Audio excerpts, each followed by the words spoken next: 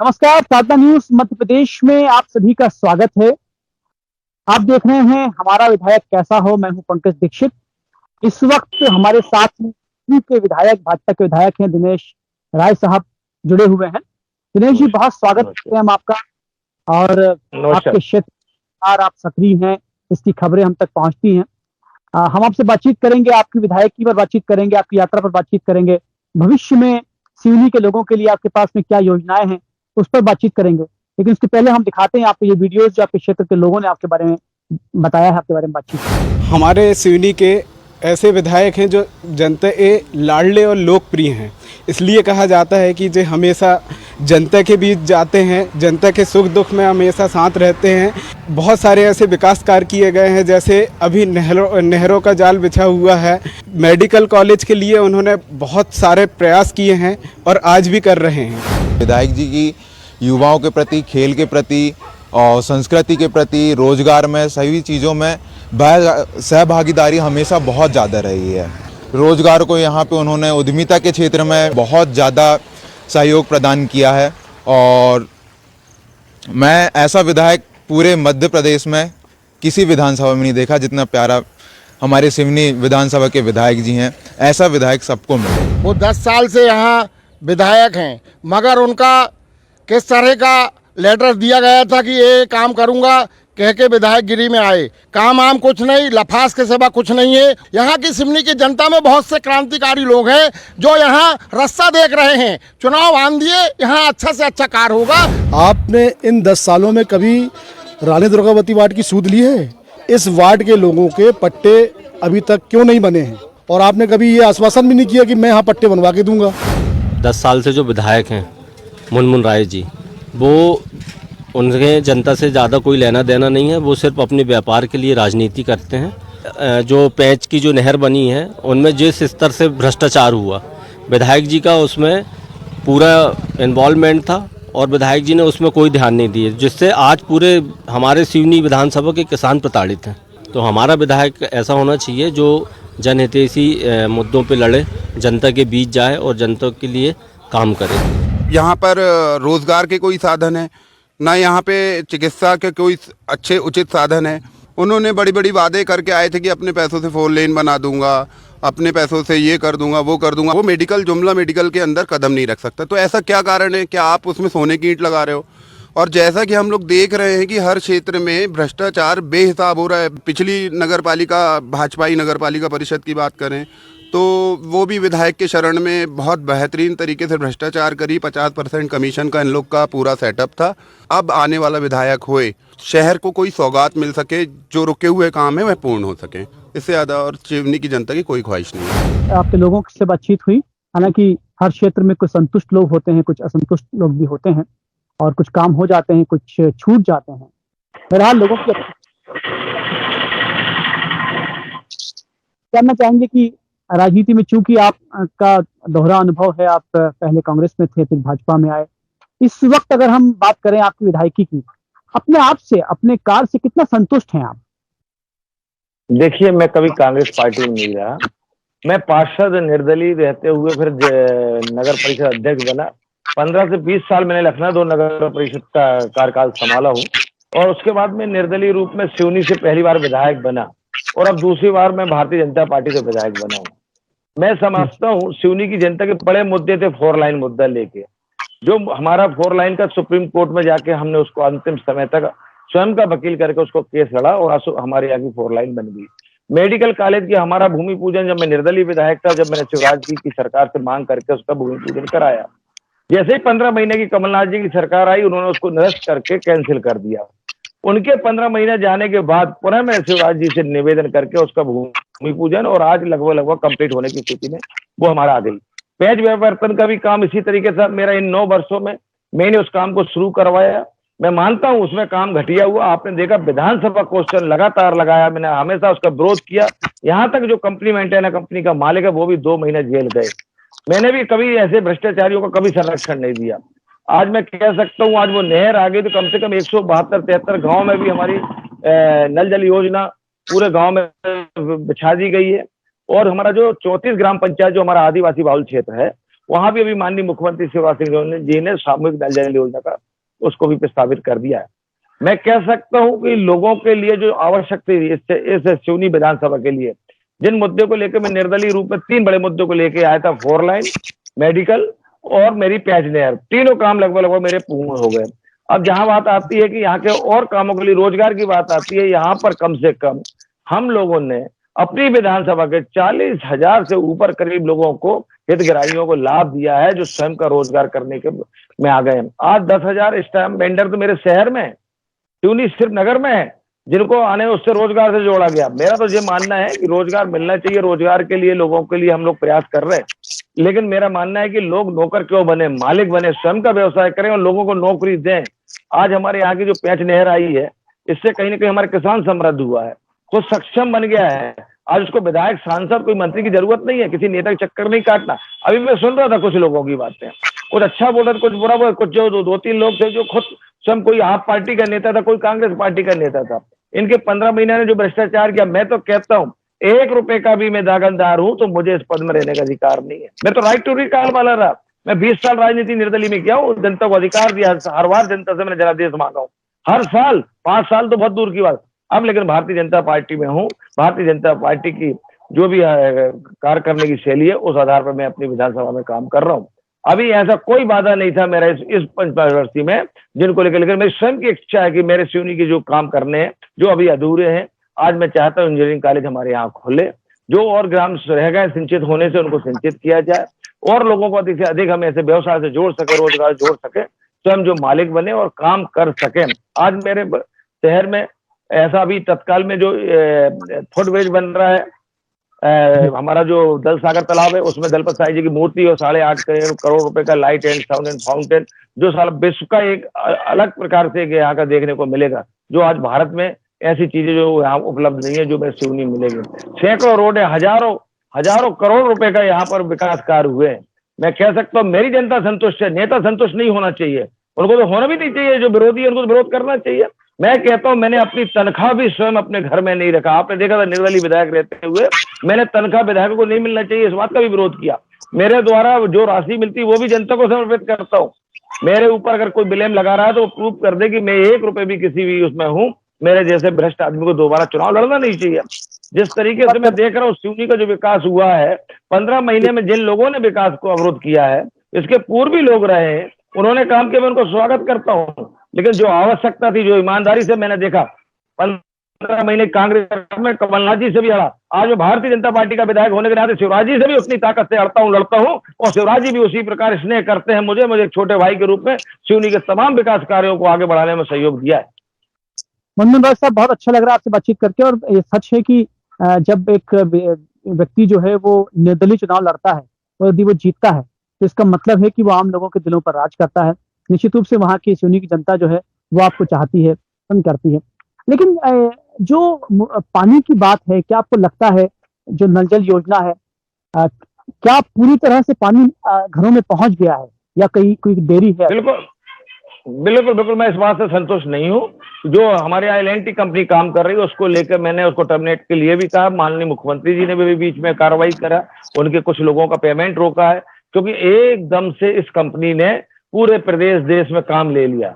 लेकिन कह सकता हूं कि इनके पेटी कॉन्ट्रैक्टर ये काम करा रहे हैं और ये काम पूर्ण हो नहीं पा रहा है। कई गांवों में, कई मोहल्लों में, कई नगर पालिका के क्षेत्रों में इनके अधूरे काम होने की वजह से भी हम तो इस बात को फेस कर रहे हैं। पूर्णतः इसको नल जल योजना से जोड़ने का काम कर रहे हैं। हम उम्मीद करते हैं, अभी 171 गाँव की नल जल योजना आई है, 34 पंचायतों की और मेरी 6 से जिनको जोड़ दिया जाएगा। मैं मानता हूं जो काम पंच और सरपंच, जनपद सदस्य, जिला पंचायत सदस्यों को, पार्षदों को करना चाहिए, वो काम भी अगर जनता कहती कि मेरे घर की नाली नहीं बनी है और विधायक को दोष देते हैं तो मैं संभव नहीं मानता ये सब चीजें विधायक के ही ऊपर माथे पे आपको ठीक होना चाहिए। आपने और भी जनप्रतिनिधि चुना है, वो अपनी किस जवाबदारी में काम कर रहे हैं। हमारी तो उम्मीद है कि हम आने वाले समय में सिवनी को संभाग बना के छोड़ेंगे, सिर्फ कांग्रेस के कमलनाथ जी को मौका ना मिले।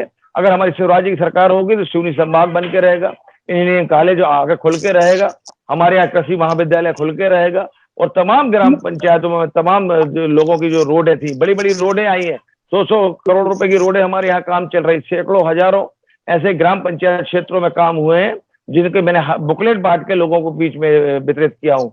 मैंने जो काम किया हूँ वो जनता के बीच में पेश किया हूँ।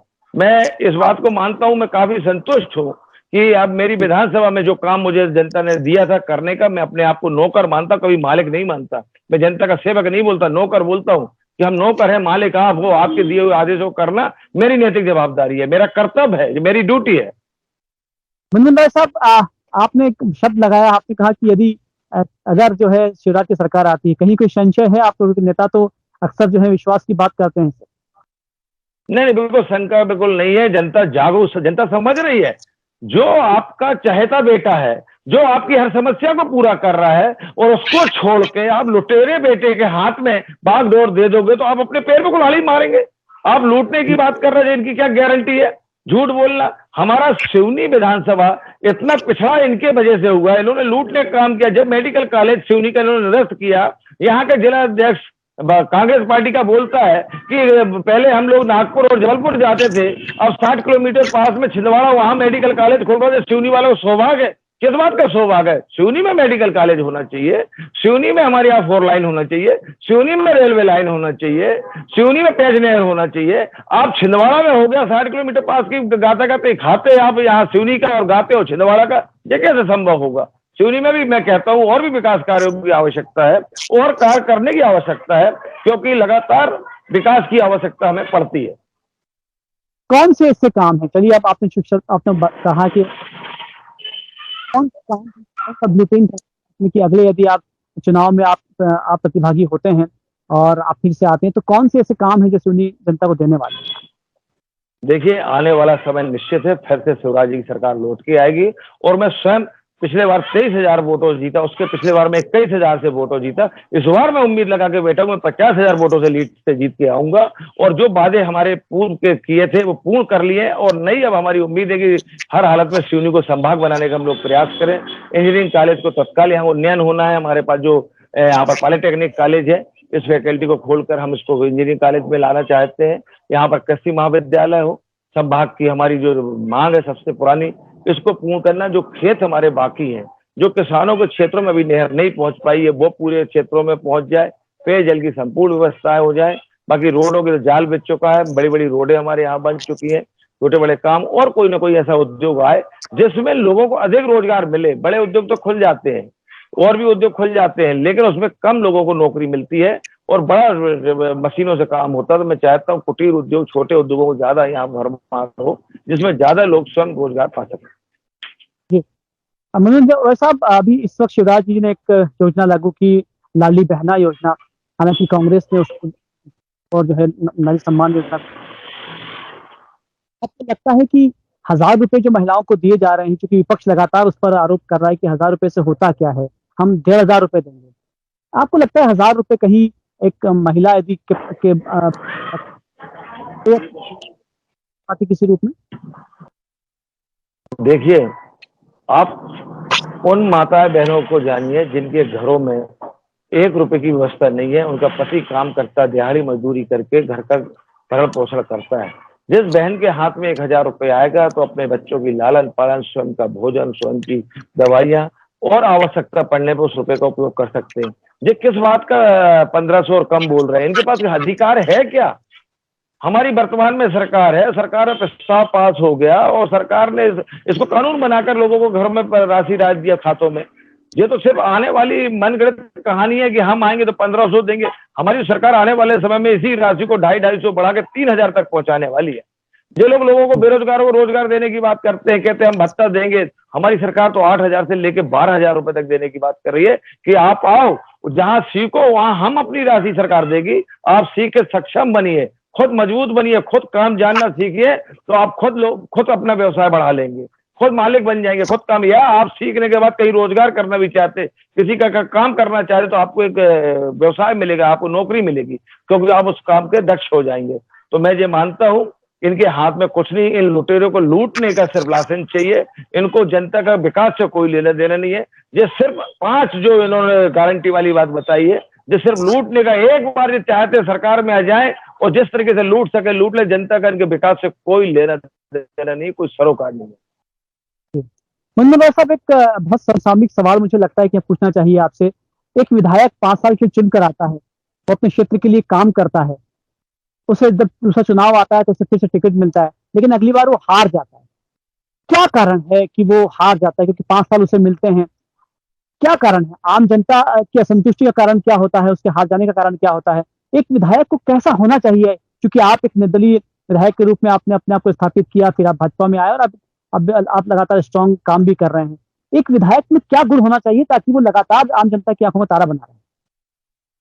देखिए, आप विधायक होने के नाते आप तो विकास कार्य करना चाहिए और विकास कार्य करते भी हैं, सभी विधायक प्रयास भी करते हैं, लेकिन जो समाज के बीच में बैठा हुआ व्यक्ति, हमारी छोटी छोटी समस्या आती, दुख दर्द आते हैं, परेशानियां आती हैं, मेल जोल की आवश्यकता होती है। जो विधायक जमीन में चलता है, लगातार पैदल चले, लगातार जनता के बीच में जुड़ता रहे, उनकी छोटे छोटे कामों के लिए स्वयं अड़े, स्वयं छाती अड़ा के उनकी समस्या को निराकरण करे। अगर कोई अत्याचार अपमान हो रहा है, कहीं लूट रहे हैं, वहां पर उस विधायक की ड्यूटी बनती है कि वहां पर जाए, वहां खड़ा हो, उनको न्याय दिलाए। कोरोना काल में बहुत लोग अपने घरों में बैठ गए, हमारे तो कांग्रेस के भाई सिर्फ अपने सोशल मीडिया के अलावा कोई काम नहीं करना, भय का माहौल करना। मैं जैसे व्यक्ति ने सैकड़ों बार पीपी किट पहनकर आईसीयू रूम में घुसा। मैं आपको बताना चाहता हूँ, 2 बजे रात को, 3 बजे रात को हमारे मुख्यमंत्री शिवराज सिंह चौहान जी को हम फोन करते थे, भाई साहब हमारे पास सिर्फ 2 घंटे की ऑक्सीजन बची है। तो 2 बजे रात को हमारे शिवराज सिंह चौहान जी हमारा फोन उठाते थे। वो भी इस बात से खुश होते थे कि हमारा विधायक 2 बजे रात में जाके हॉस्पिटल में आईसीयू में खड़ा है। और 2 बजे रात को फोन करते थे तो 1 घंटे में, चाहे छिंदवाड़ा हो, चाहे नागपुर रोड से हो, जबलपुर रोड, कहीं ना कहीं से गैस हमें उपलब्ध कराते थे, ऑक्सीजन उपलब्ध कराते थे, जिससे हम लोगों की जान बचा सकते थे। जो विधायक घर में बैठता है, अपने सिर्फ कार्यालय में बैठ के अपना काम करना चाहता है, वो मेरे को नहीं लगता दोबारा जनता उसको मौका देती। कोई लहर हो, मजबूरी हो तो जिता सकते हैं, लेकिन विधायक का कर्तव्य बनता है एक ईमानदार नौकर की तरह अपने मालिक के प्रति वफादार होना और लगातार उनकी सेवा में निरंतर जुड़े रहना और उनके सामने हमेशा प्रस्तुत होते रहना ही उसका मूल मंत्र होना ही चाहिए। विकास तो सब करना चाहते हैं, विकास कौन नहीं करना चाहिए? मैं नहीं चाहता कि हर गांव की रोड बन जाए, हर वार्ड की रोड बन जाए, हर घर में बिजली हो जाए, पानी हो जाए, रोजगार हो जाए, लेकिन हो नहीं सकता, सब चीज संभव नहीं है। हर चीज एकदम उपलब्ध कराई नहीं जा सकती है। सरकारों से हम 100 मांगे करते हैं तो हमारी 10 सरकार सुनती है, हमसे लोग 10 मांग करते हैं, 2 हम उनके काम कर पाते हैं। तो कहीं ना कहीं ये एक विभिन्नता हमारे बीच में है कि हर चीजों की मांगों पूरा करना संभव नहीं हो पाता है, लेकिन हम हर सुख दुख में तो खड़ा होना हमें चाहिए, निरंतर लोगों के बीच में जुड़े रहना चाहिए। ये हम मूल मंत्र मानते हैं, एक विधायक की ड्यूटी बनती है। ऐसा बहुत अच्छी बात है। चूंकि जब आप लोगों की बात सुन रहे थे आपके वार्ड की, उसमें एक सवाल आया था, मुझे लगता है किस पर करना चाहिए मुझे। रानी, क्या बताइए, आपने कहा है कि वहां पर काम नहीं हुए हैं। मुझे लगता है कि छोटे जो वार्ड हैं उनकी आवाज भी आप तक पहुंचनी चाहिए। फिर से रिपीट करिए, सुनाई नहीं दिया, वार्ड की बात आई। जो भी हमने बाइट किए थे, इंटरव्यू लिए थे, उसमें से सुना होगा आपने, एक व्यक्ति ने कहा था कि रानी दुर्गावती का जो वार्ड है, नहीं, हाँ, रानी, देखिए रानी दुर्गावती वार्ड है, जो कांग्रेस के लीडर भी बोल रहे थे, मैं सुन रहा था, वो रानी दुर्गावती वार्ड से हमारे पार्षद अभी जीते हैं भारतीय जनता पार्टी के। पूर्व भी मैं हमेशा वहां से लीड करते आया हूँ। वहां पर 350 लोगों को भी पट्टा वितरण काम मैं कलेक्टर महोदय से करवा रहा हूँ, राजस्व महकमा से। नगर पालिका तो कांग्रेस की वो करना नहीं चाहती, वहां पर वो खुद कांग्रेस के 3-4 लीडरों ने वहां पर लीज ले लिया, लेकिन वहां सैकड़ों लोगों को लीज नहीं मिल पाई। मैं ये उम्मीद करता हूँ कि आने वाले 1 माह के अंदर सबको पट्टा वितरित हो जाएगा। रेलवे लाइन वहीं से निकल रही थी, वहां से कम 65 से 80 लोगों को वहां से हटाया गया, लेकिन उन लोगों जिनको हटाया गया उनको मैंने चूना भट्टी में विस्थापित कराया हूं, उनको पट्टा दिलाया हूं, वहां पर वो सब रह रहे हैं, बड़े खुशी से रह रहे हैं। मैं कहता हूं कि जिनकी सरकार, जिनकी पार्टियां यहाँ पर रही, जिनके लोग अध्यक्ष रहे, उन्होंने कभी उस पर ध्यान नहीं दिया। रानी दुर्गावती वार्ड का जो पट्टा है वो मिलके रहेगा, मेरे इसी कार्यकाल में मिलके रहेगा, लेकिन जो काम नगर पालिका को करना चाहिए वो काम नहीं करते। जो पार्षदों से जो उम्मीद रखते हैं उनकी ड्यूटी बनती है वो करें। मैं तो सबका साथ देना चाहता हूँ, पंच हो, सरपंच हो, चाहे पार्षद हो, जो मेरे पास आते हैं मैं उनका सहयोग करता हूँ, शासन से हमेशा लड़ता रहता हूँ। सरकार मेरी है, सबसे ज्यादा क्वेश्चन मैं लगाता हूँ, सबसे ज्यादा मुख्यमंत्री से मांग में रखता हूँ, मंत्रियों से मांग रखता हूँ, कड़वा बोलने में चूकता नहीं हूँ। मेरी वोट, मेरी टिकट, मेरी जनता में पहले प्राथमिकता देता हूँ कि जनता पहले मेरी मालिक है, फिर मेरा काम अपनी पार्टी के प्रति संगठन ईमानदारी से। मैं पार्टी का वफादार हूं, लेकिन जनता पहले प्राथमिकता रखते हुए मैं काम करता हूं। मंजूनाथ साहब, आपसे बातचीत हुई और सच मानिए कि ऐसा लगता है कि जो खुदारी और जो जज्बा आपके अंदर है प्रदेश के सभी विधायकों में होना चाहिए, तो शायद वो लगातार वो किसी भी तरह से आम जनता की कोप का भाजन नहीं बनेंगे। बहुत सारा धन्यवाद हमसे बातचीत करने के लिए, बहुत सारी शुभकामनाएं आपको भविष्य के लिए। आप देखते रहिए सावधानी मध्य प्रदेश। नमस्कार। धन्यवाद।